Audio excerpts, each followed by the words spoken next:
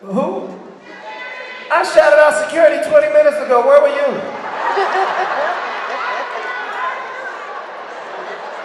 It's a bad sound when security ain't paying attention out there.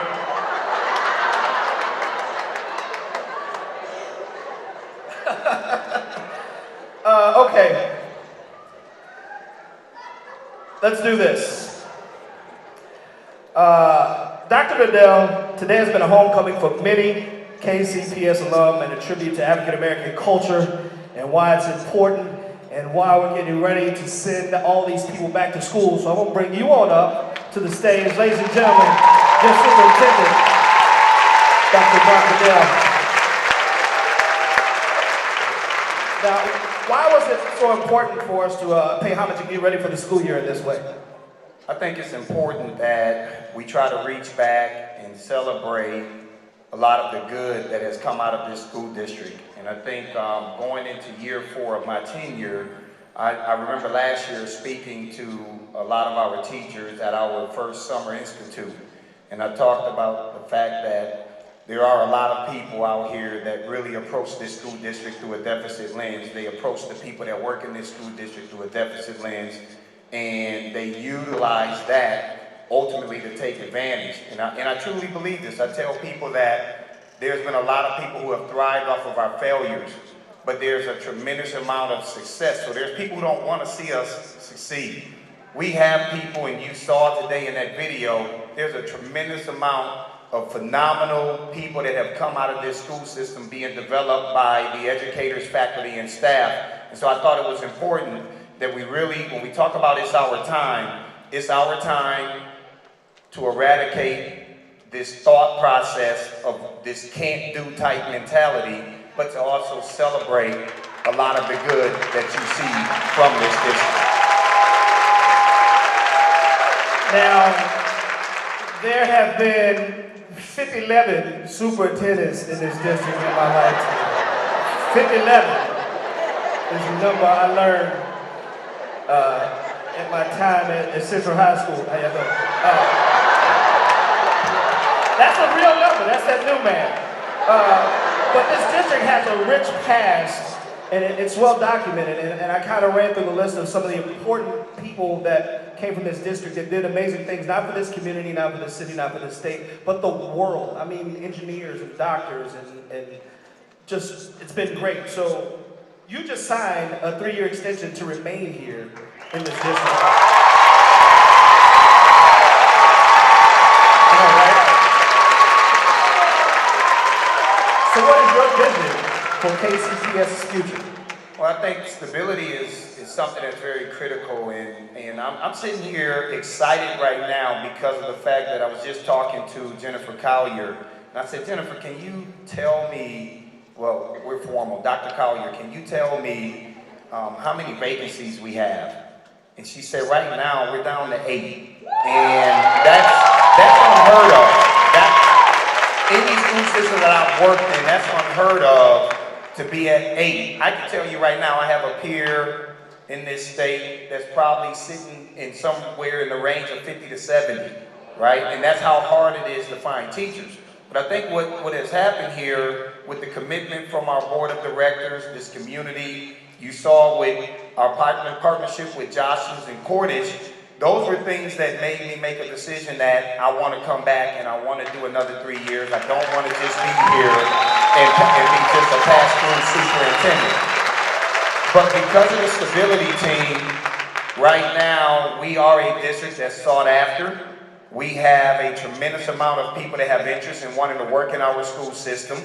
We've been able to produce in the 2 out of 3 years I've been here, 2 superintendents that are now doing great work in their respective school districts. And we have a pipeline of people that are being developed to take that next level, including many of you who are in this room. Some of you have moved from parents to teachers. Some of you have now moved from teachers to instructional coaches and specialists. Some of you are now APs. Some of you are now principals. And you've worked your way all the way through this school system. So the stability that we have right now, we're finally the stable school district. And when you think about what's happening in some of these other school districts, there is a tremendous amount of instability, and people don't like that. So that's what we're trying to do, is just create that level of stability, and it actually starts with the superintendent making sure that there's a commitment to really be here and to see this work all the way through.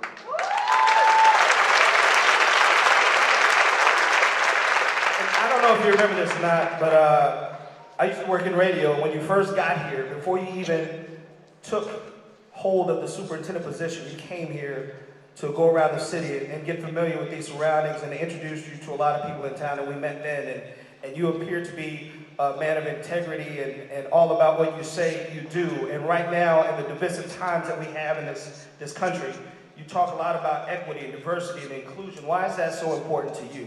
Well, I think we have to be fearful in doing the work around equity, diversity, being culturally responsive to those that we serve.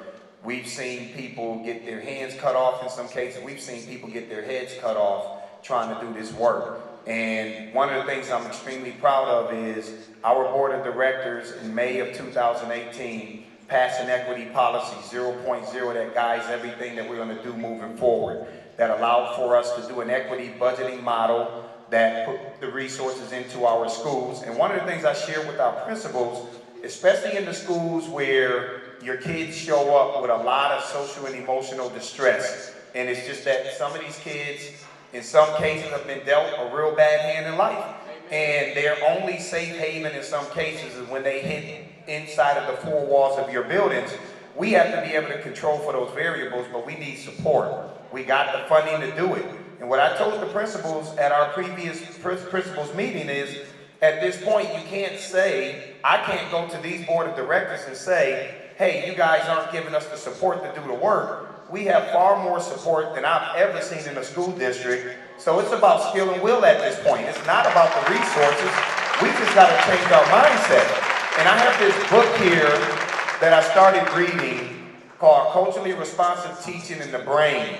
And it's really dealing with this work around equity. And I had an opportunity to meet the author a couple of weeks ago when we were in Ithaca. And what she said to me was that we don't have a broken student problem.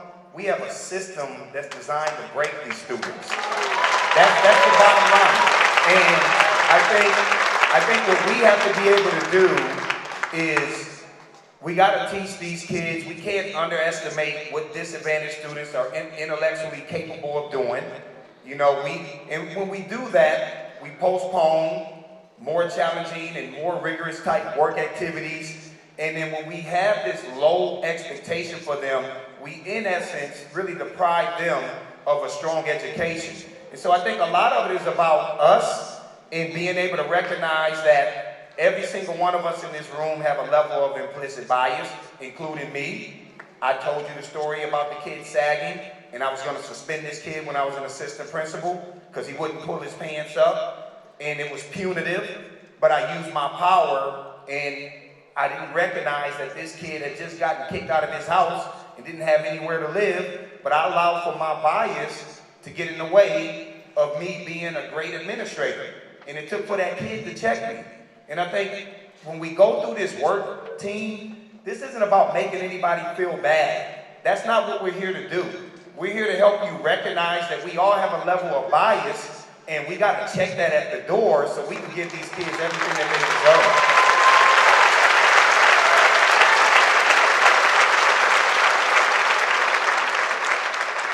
I gotta say, you made me nervous when you grabbed that book because you're a principal, an administrator, and a superintendent. I thought you was about to read to us. Woo! But in closing, Dr. Bedell, you have the room of your entire staff body here. What would you like to say to them as we get ready to start the 2019-20 school year? Just a couple of things. I mean, every year I get some departments who say, hey, we don't get to be recognized. And you know, I'm one of those superintendents where I feel that I'm a very approachable person. I try to be personable. I try to get to know as many of you as I can when I come to your schools or I'm seeing you out and about. But the first year we did this, we didn't include our early childhood centers. And then there were departments that weren't included inside of central office. So each year we get better. But I do want to give a shout out. We have a couple of departments that I know they work within your schools, but they've done a phenomenal job. Our security department, the cafeteria workers that they aren't here today. We normally would have people come in from our operations department, but they made a decision. They reached out and said, Dr. Bedell, we need to stay at our schools and make sure that we have these buildings ready for students on Monday. Our enrollment team that's not here, because they're constantly enrolling people. Our ELL department and our special ed division, the work that they're doing. So what I want to say to everybody in here, I love to use these analogies with sports. We are on the brink of this district getting its accreditation, and it's been a fight. Every year it's been a fight. But data is trickling in. We're just waiting to see how things look. It's all embargoed, so we can't talk a lot about it. But you all at your respective schools are, I'm certain, having conversations about how you perform. We plan to update our board on Wednesday in terms of what this preliminary data is looking like. We're in the fourth quarter, everybody.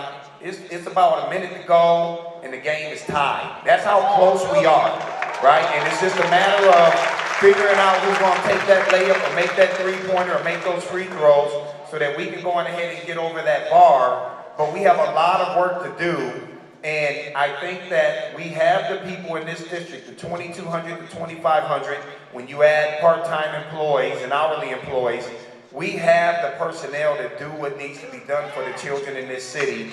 I believe in every single one of you. I trust you. I trust my own kids in this school system.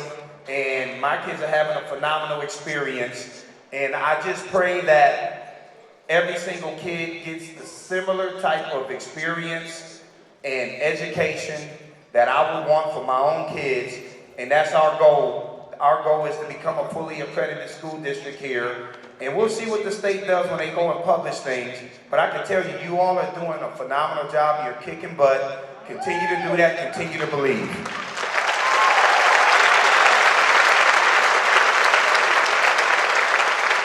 And because you're tall, I see what you did with the basketball analogies. Yeah, you post up material, sir. Ladies and gentlemen, as a proud alumnus, I want to say how happy I am that you are here in this job as the leader of the Kansas City public school system, and I'm glad that you signed on for 3 more years. And I'm so proud of you and your team and all the work that you're doing. And that full accreditation is coming. I see it. I want to say one more thing, Sean, and that's because I don't get to do this often. We have a lot of people. Sandra Fetty probably is the person that I would say probably runs the district. She kind of keeps me together, keeps my calendar together, keeps some people at bay so I can do the work of serving you all. So Sandra's my executive admin assistant. I want to thank you. You're a phenomenal employee. And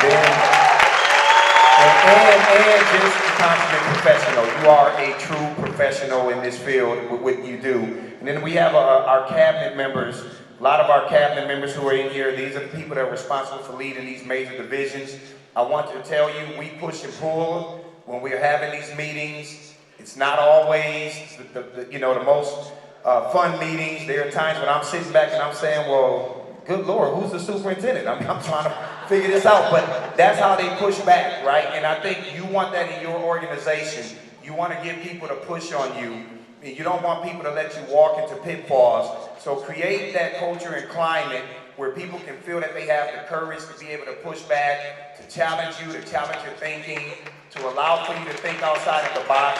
And our leaders have to do that in every single one of our schools. That's the only way you're going to become a great school district. Ladies and gentlemen, one more time. Thank you again. Thank you, everybody. Let's have a great year. We'll give this to Justin.